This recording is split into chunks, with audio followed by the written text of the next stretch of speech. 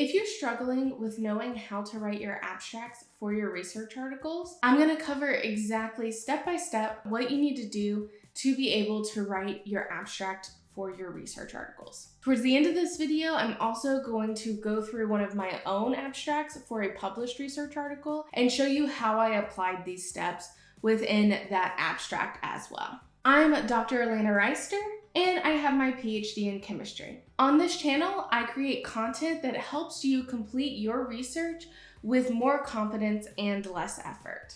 Before I get started, I want to let you know that you can get a step-by-step guide for how to write your scientific research articles by downloading my scientific research paper checklist. The link's available in the description below. Today, I'm going to cover the 6 components that you need in your research abstract and exactly how to go through and do it. Then at the end, we're going to actually show you these 6 components within an example. So the first part of your research abstract should answer, why is your field important? This should be the very first sentence of your abstract. This sentence should be illustrating to the reader why they should read not only your paper, but also care about your field at large. This can be something as simple as saying that your field is important for X, Y, and Z, or illustrating a significance of your field. How many people are impacted by what you're trying to study or trying to solve? Then we go into the second part of your abstract.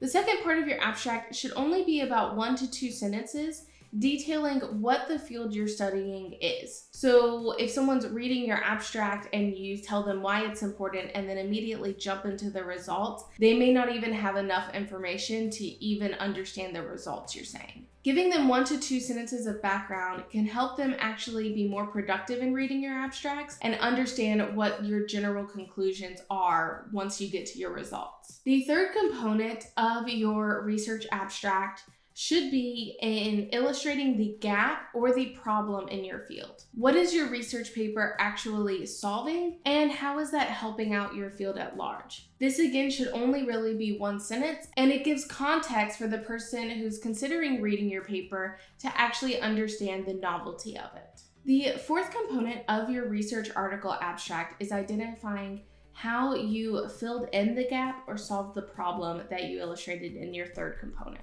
This is actually just giving a 1 to 2 sentence description of the methods that you did. These methods are going to help inform the results as you go into those. It also directly helps those reading your abstract to know if your research paper is worth reading for them. Some people are specifically looking for research papers just to figure out what methods they should perform or protocols to use for certain methods. Having these basic methods within your abstract can be really helpful not only for your readers to understand your results, but also for certain readers to know whether they actually want to read your paper or not. Then we jump into the 5th component of your research paper abstract. And this 5th component is outlining the key findings of your research. If you watch my video about how to write research papers for publication, I talk about creating a story. That video will be available above. If you've created that story, when you get to writing your research paper abstract, all you want to do is offer 1 to 2 sentences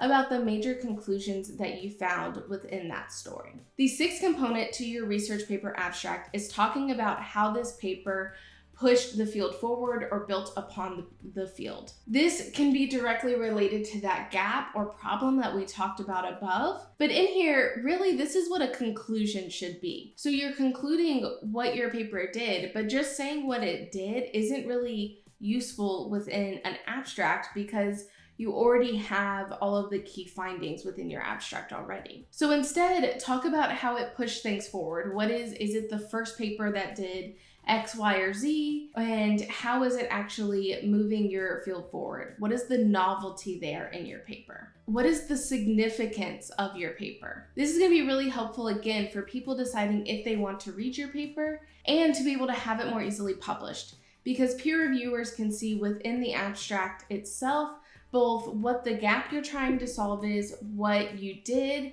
what your key findings are, and then also how those key findings are pushing the field forward. The final step of your research abstract should be talking about the future directions. What do you think the field should be doing after this paper? What are the direct next steps informed by this paper that will lead this field even more forward?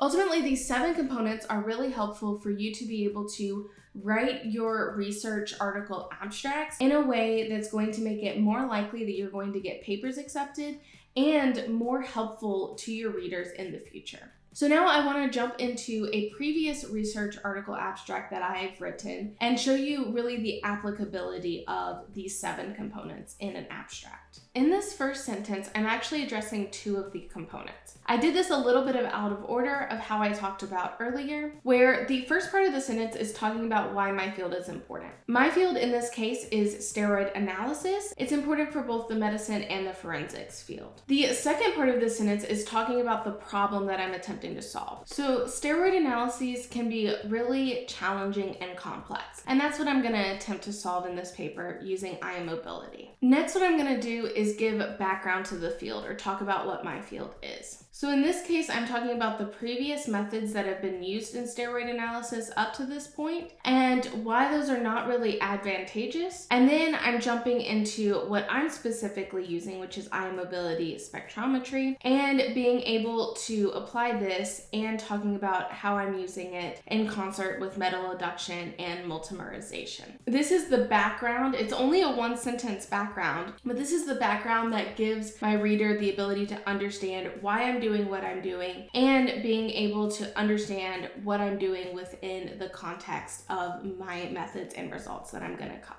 This next sentence here is actually covering all of my methods for this paper. So in this case, I'm using traveling wave eye mobility spectrometry. That's my main method. This makes it really easy for anyone searching for papers to know exactly what my method was and to be able to decide whether that paper falls into what they want to read or not read. I also talk about how I'm looking at steroids, multimers, and metal adducts. These are 3 different parts of my methods that are important for anyone who is going to be reading this, even though you really kind of need to be in my field to fully understand what those things are. And then I'm talking about the fact that this is being done in a mixture looking at isomers, so things that have the same mass, which makes them difficult to separate out by mass spectrometry. So overall, this 1 sentence is just chock full of all the keywords you need to understand in general the methods that I used. In this case, I don't need to talk about solution conditions or anything like that because that's not imperative to the study being performed